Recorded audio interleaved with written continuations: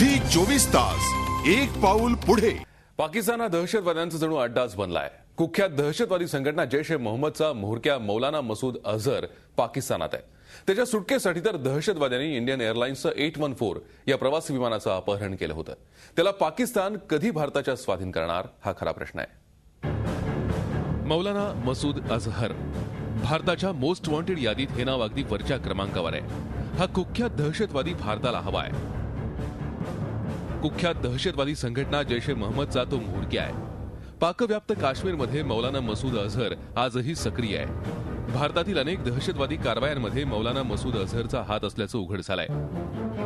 2001 साली भारताच्या संसदेवर झालेल्या दहशतवादी हल्ल्यात मौलाना मसूद अझहरनं महत्वाची भूमिका बजावल्याचं उघड झालंय।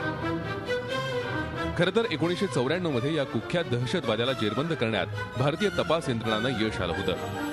त्यावेळी तो हरकत उल मुजाहिदीन या संघटनेसाठी काम करत होता। 29 जानेवारी 1994 ला तो बनावट पोर्तुगीज पासपोर्टवर दिल्लीत दाखल झाला।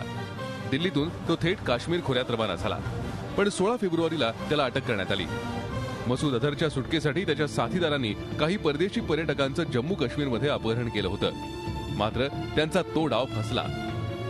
पण डिसेंबर 1999 मध्ये त्याला सोडून देण्याची नामुष्की भारत सरकारवर आली होती। मौलाना मसूद अझहरच्या साथीदारांनी इंडियन एअरलाइन्सचं 814 या प्रवासी विमानाचं अपहरण केलं होतं। अपहरणाचं षडयंत्र मौलाना मसूद अझहरच्या भावानं रचलं होतं। इंडियन एअरलाइन्सचं ते विमान दहशतवादी थेट अफगाणिस्तानातील कंदहारला घेऊन जाण्यात यशस्वी झाले। ते विमान नेपाळच्या काठमांडूतील त्रिभुवन आंतरराष्ट्रीय विमानतळावरून दिल्ली आंतरराष्ट्रीय विमानतळाकडे झेपावलं होतं। पण मध्येच सशस्त्र दहशतवाद्यांनी विमानाचा ताबा घेतला आणि ते विमान अमृतसर, पाकिस्तानातील लाहोर, दुबई मार्गे शेवटी अफगाणिस्तानातील कंदहारमध्ये उतरवण्यात आलं। त्या विमानात 178 प्रवासी होते, त्यापैकी भारतीयांची संख्या अधिक होती। अपहरणकर्त्यांनी मौलाना मसूद अझहरच्या सुटकेची मागणी केली। विमानातील प्रवाशांच्या बदल्यात भारत सरकारनं मौलाना मसूद अझहरची सुटका केली। त्यानंतर अझहर आपल्या साथीदारांसह पाकिस्तान सीमेकडे रवाना झाला। या सगळ्या कारवाई दरम्यान तालिबान्यांनी मसूद अझहरला मदत केली। त्यावेळी अफगाणिस्तानात तालिबान्यांचं वर्चस्व होतं। कंदहार विमानतळावर उभ्या असलेल्या या विमानाला अफगाणिस्तानातल्या तालिबान्यांनी अक्षरशः गराडा घातला होता।